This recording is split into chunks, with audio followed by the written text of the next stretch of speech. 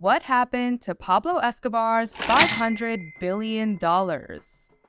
If you're a fan of the hit Netflix series Narcos, then you definitely have an idea of who this guy is. Yeah, this notorious drug lord is none other than Pablo Escobar. Pablo Escobar is one of the world's most renowned crime bosses of all time. In the modern-day pop and media culture, he's become far more than a glorified drug lord. He's become somewhat of a role model and an icon too. But as many of you know well, Pablo met a terrible end, some say well-deserved, while fans speculate controversy. So, what really happened?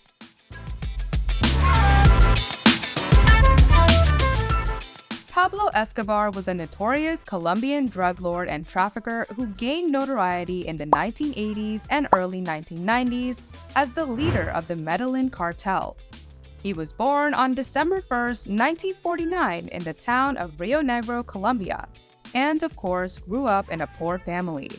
Escobar started his criminal career in his early 20s, initially engaging in petty crime and smuggling, but soon moved into the drug trade. He eventually became the leader of the Medellin cartel, which was responsible for the majority of the cocaine that entered the United States during the 1980s. Man, something about the 80s and 90s, am I right? At the height of his power, Escobar was one of the wealthiest men in the world, with an estimated net worth of billions and billions of dollars. He used his wealth and power to corrupt Colombian officials, politicians, and law enforcement, which made him almost untouchable. He was also responsible for the deaths of thousands of people, including rival drug traffickers, law enforcement officials, and innocent civilians. Escobar's criminal activities also included money laundering, extortion, kidnapping, and of course, murder. He was known for his brutality and willingness to use violence to achieve his goals, and he was responsible for a number of high-profile bombings and assassinations in Colombia during the 1980s and the early 1990s. I mean, no wonder this guy has so many movies, books, and documentaries written about him. The world just can't get enough. Of course, the fantasy life only lasted so long. He was killed on December 2nd, 1993 in a joint operation by the Colombian National Police and the Search Block, a special anti-narcotics unit created by the Colombian government. The operation, known as Operación Anori, took place in the city of Medellin, Colombia, where Escobar had been hiding. According to reports, Escobar was located through a trace on a phone call he made to his son. He attempted to escape by running across the rooftop of a safe house, but he was shot and killed by members of the Colombian National Police. The exact details of his death are disputed, with some sources claiming he was shot in the head, while others suggesting that he was shot multiple times in the back. Escobar's death marked the end of one of the most notorious criminal careers in history, and it was seen as a significant victory for both the Colombian government and the United States in their efforts to combat drug trafficking.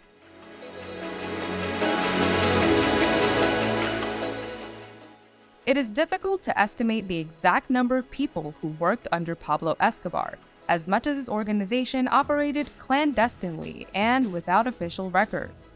However, it is believed that at the height of his power, Escobar employed thousands of people in his drug trafficking and criminal activities, including enforcers, hitmen, pilots, accountants, lawyers, and others. Escobar's organization, the Medellin cartel, was one of the largest and most powerful drug trafficking organizations in the world during the 1980s and early 1990s.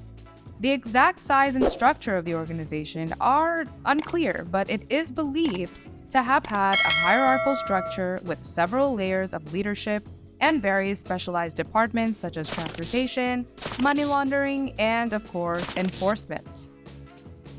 There are various estimates of Pablo Escobar's net worth, and it is difficult to determine an exact figure due to the secretive nature of his operations. I mean, come on, a drug lord obviously has to live in secret. However, it is widely believed that at the height of his power, Escobar was one of the wealthiest men in the world, with estimates ranging from $10 billion to $30 billion. As for whether he lost $500 billion, that amount seems highly unlikely.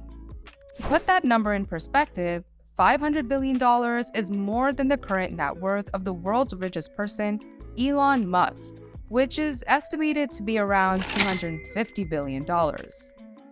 In addition, the entire GDP of Colombia, Escobar's home country, was around $324 billion in 2020.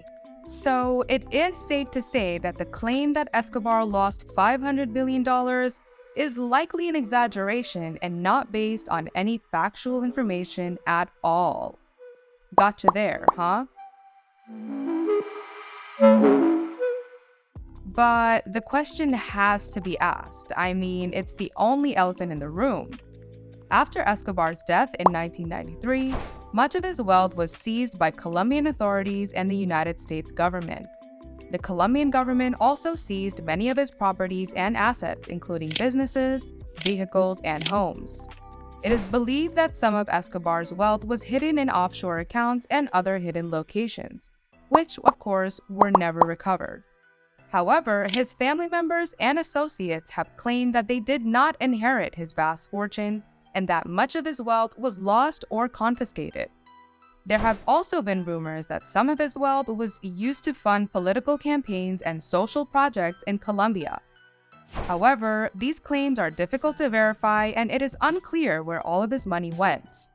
In recent years, some people have actually claimed to have discovered hidden caches of Escobar's money, but these claims have not been substantiated. Overall, the exact whereabouts of all of Escobar's money, of course, remains a mystery.